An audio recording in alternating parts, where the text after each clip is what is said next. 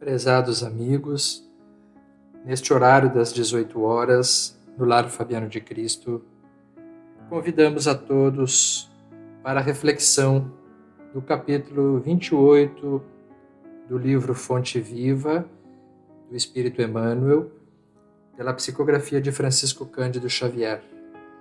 O capítulo 28 tem a bela mensagem que se intitula Alguma Coisa. Dirá Jesus em Lucas, capítulo 5, versículo 31. Não necessitam de médico os que estão sãos, mas sim os que estão enfermos. E diz Emmanuel, quem sabe ler, não se esqueça de amparar o que ainda não se alfabetizou. Quem dispõe de palavra esclarecida, ajude ao companheiro ensinando-lhe a ciência da frase correta e expressiva. Quem desfruta o equilíbrio orgânico, não despreze a possibilidade de auxiliar o doente. Quem conseguiu acender alguma luz de fé no próprio espírito, suporte com paciência o infeliz, que ainda não se abriu a mínima noção de responsabilidade perante o Senhor, auxiliando-o a desvencilhar-se das trevas. Quem possua recursos para trabalhar, não ouvide o irmão menos ajustado ao serviço, conduzindo-o, sempre que possível, à atividade digna.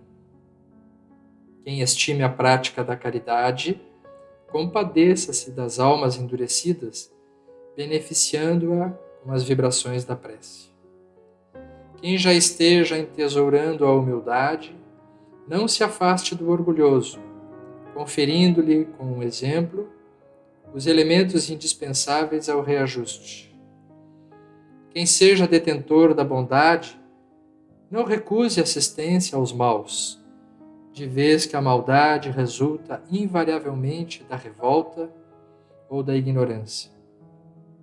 Quem estiver em companhia da paz, ajude aos desesperados.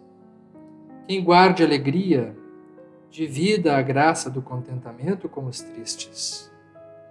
Asseverou o Senhor que os sãos não precisam de médico, mas sim os enfermos. Lembra-te dos que transitam no mundo entre dificuldades maiores que as tuas. A vida não reclama o teu sacrifício integral em favor dos outros, mas a benefício de ti mesmo. Não desdenhes fazer alguma coisa na extensão da felicidade comum.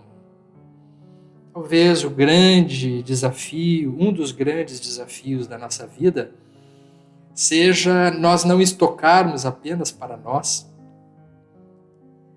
os recursos e qualidades da vida, seja que nós próprios desenvolvemos pelo nosso esforço objetivo, seja pelas circunstâncias que nos favorecem espontaneamente as condições de vantagem em todos os níveis que nos encontramos frente às dificuldades que os outros apresentam. É bastante desafiador o ser humano não pensar apenas em si mesmo, em considerar a existência do outro, principalmente naquilo que o outro tem dificuldades maiores que nós não temos. Um outro desafio é nós não estabelecermos uma divisão absoluta entre aquilo que nós julgamos que temos e que julgamos que os outros não têm.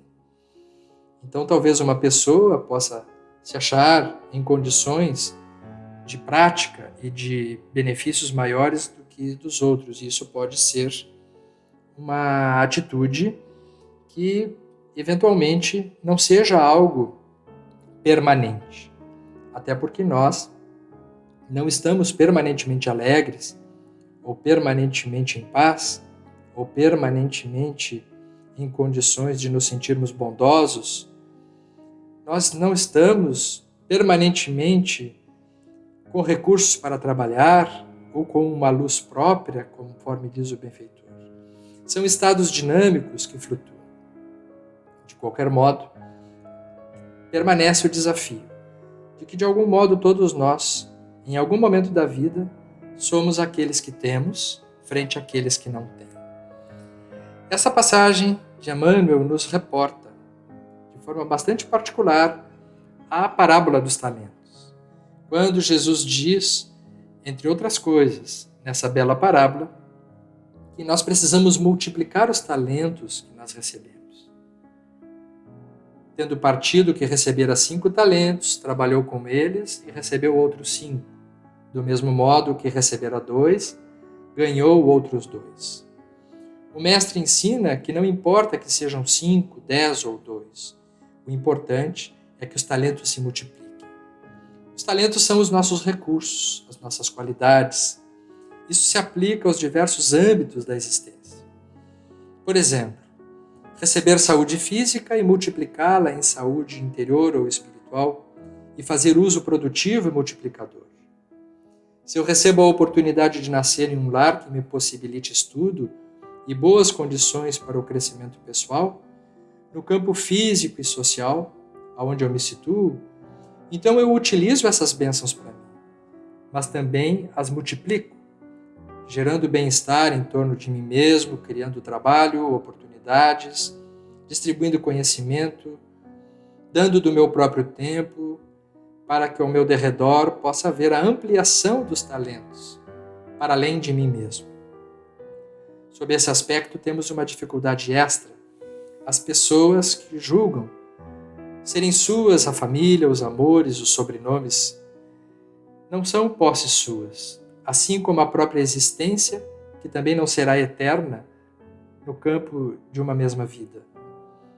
Algo como se não fossem morrer nunca determinadas pessoas, mantêm vínculos egoístas parentais como se fossem se perpetuar. Essas não são condições definitivas. Todos nós passaremos, morreremos, nos separaremos uns dos outros e, portanto, teremos de nos dar conta de que esses talentos foram emprestados e que, para a permanência de laços posteriores na vida espiritual, esses talentos precisam ser multiplicados, distribuídos na existência, dentro de recursos próprios na divisão com os outros. Muitas famílias vivem apenas para si mesmas, um círculo de relações muito estreito, cheio de exigências, com exclusões de relacionamentos que não se encaixam em suas vaidades e condições. São pessoas egocentradas, aquelas que se aninham e creem serem proprietários consanguíneos, ou então, ao se vincularem, assumem posse exclusiva do outro, que a seu turno passa a ser ilusoriamente seu. Casamentos, uniões de posse da vida afetiva, cercada de controles e posturas egoístas e egocêntricas. Que grande ilusão! Uma fantasia infantil de pertencimento. Nas atividades espirituais também vemos isso. Todos nós que já temos alguma semente do conhecimento espiritual, também este é um bem inestimável todas as vezes que necessitamos socorrer aqueles que são necessitados todos os dias, seja no campo entre os encarnados, tanto quanto os desencarnados. Na mediunidade, em pessoas que nascem ou durante a vida apresentam evidentes sinais de manifestações mediúnicas, esse é um talento emprestado do Senhor também. Quando se dedicam ao trabalho espiritual espontaneamente, vinculando-se à atividade mediúnica, bem orientada em um centro de orientação espírita, eles multiplicam esse talento e passam a beneficiar necessitados no ambiente físico e espiritual. E é por isso que a mediunidade deve ser gratuita, porque é o outro talento emprestado, que não se pode colocar preço em cima do que não é seu. Outro aspecto importante diz respeito ao fato de que uns recebem 2 talentos, outros recebem 5, ou seja, temos recursos em quantidades diversas, conforme a capacidade de cada um. Temos uma reflexão de que cada um de nós precisa multiplicar dentro da margem da própria capacidade, porque há muitas pessoas que ultrapassam as próprias condições, excedendo seus potenciais. São todos os casos daqueles que superestimam os limites pessoais e tentam ser mais do que podem. E, nesse sentido, geram também desequilíbrio. Sejam aqueles que se entregam exageradamente a atividades espirituais, a ponto de esquecerem o universo das suas questões individuais. Nesses casos, o sentimento de gratificação não será o mesmo, sendo substituído por uma sensação de sacrifício e exaustão.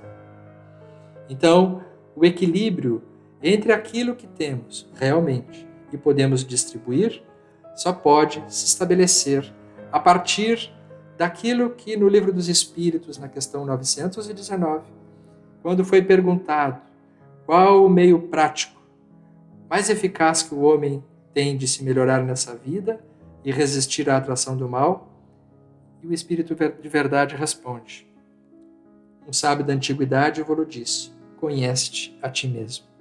É assim que sempre alguma coisa nós podemos fazer de nós, distribuindo e também nos multiplicando numa experiência que, além de enriquecer sob o ponto de vista moral e emocional quem nos cerca, nós nos enriquecemos a nós mesmos. Belíssima mensagem de Emmanuel, que ela possa servir à nossa reflexão.